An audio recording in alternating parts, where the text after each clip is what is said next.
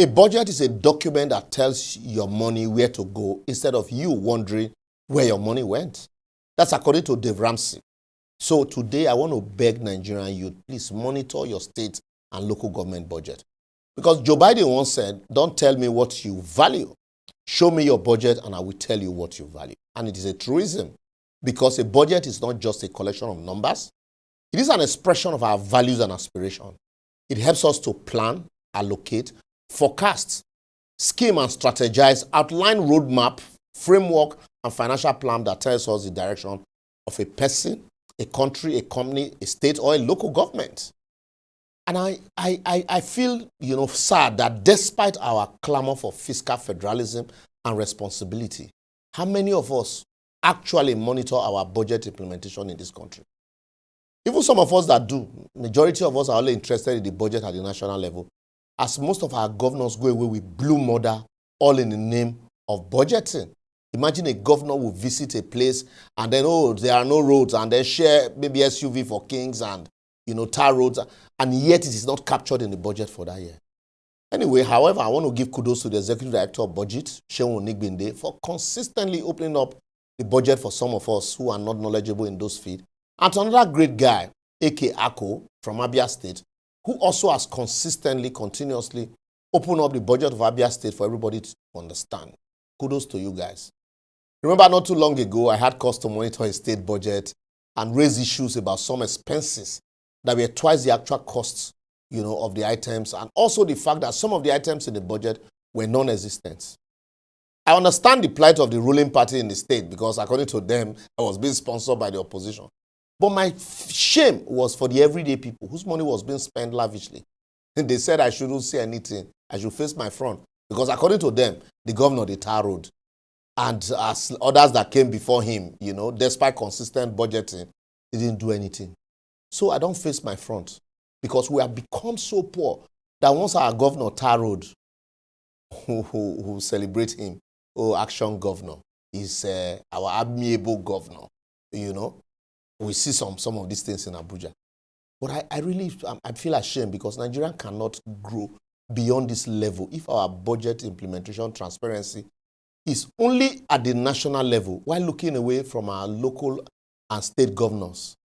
Because I ask myself, really, what will that Isako East local government chairman, what does he know? The man that said, may the crown stay in your head in Edo State, what does he know about budgeting and budgeting implementation?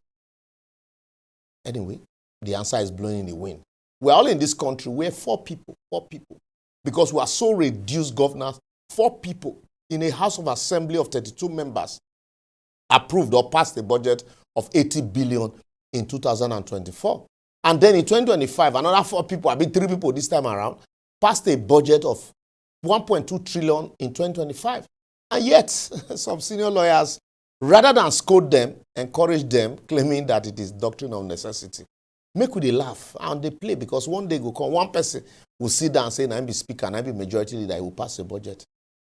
And then recently, there was so much hula baloo about the 19.5 billion budgeted for CCTV in Rivers State by this current administrator. And then I sat down, I took my time to begin to look at the previous budget and this particular item, and I found out, shockingly, in Rivers State in 2023, this same CCTV, the budget for it was 72 billion. This same CCTV for government house. And 56 billion was said to have been spent.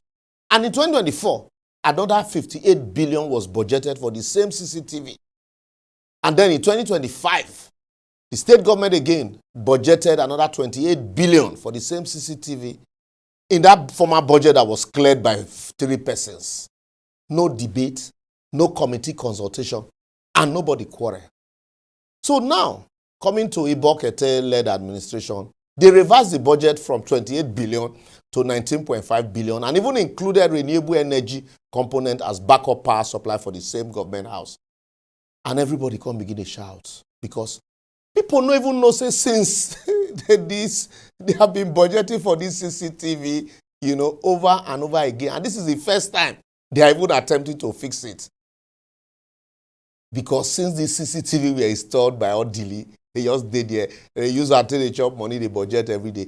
And yet, nobody did anything about it. The question now is, was it that the CCTV was an ATM for all the previous state governments? After all, nobody they check whether CCTV they work or not. I beg, please, anytime you see governments, please stop CCTV now. Maybe they check whether they work. Or maybe the people that are shouting now, they're among those where they share the money ever since. And now someone else wants to remove the food for their mouths. But why nobody they shout since when other government, they use that CCTV item, they chop? Anyway, me, self, I no shout because I didn't know.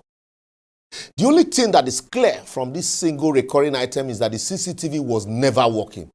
They use them to share money. And like the MBA donation of 300 million that was not captured anywhere in the budget, the Ibokete-led administration again don't bust another bubble.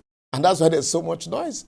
And I promise you, there are many more items like that, not just in that budget, even in across state budget. So I will take my time, sometime to itemize them and, in subsequent episode so that we will begin to open up these things at the local and the state level. So I will therefore advocate why one is not making excuses for the ineptitude of the federal government at the center.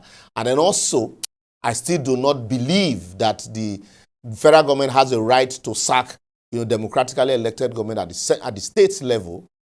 But we will continue to push for implementation of regionalism and fiscal federalism and responsibility. But we should remember that it is the spending at the state and local government level that affects us the most. And consequently, we must continue to monitor how our state governors and local government operate their finances or implement their budget. Because if we fail to do that, even if we operate fiscal federalism, we'll just succeed in replacing one thief with another, based on the expose that some of us are seeing now happening in Rivers and some other states.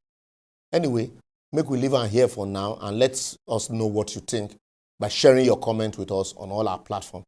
And don't forget to subscribe and feel free to share. Because for us to grow as a people, our budget must be balanced, our treasury should be refilled consistently, our public debts must be reduced, and the arrogance of our public officials must be tempered and controlled by us getting involved and monitoring them.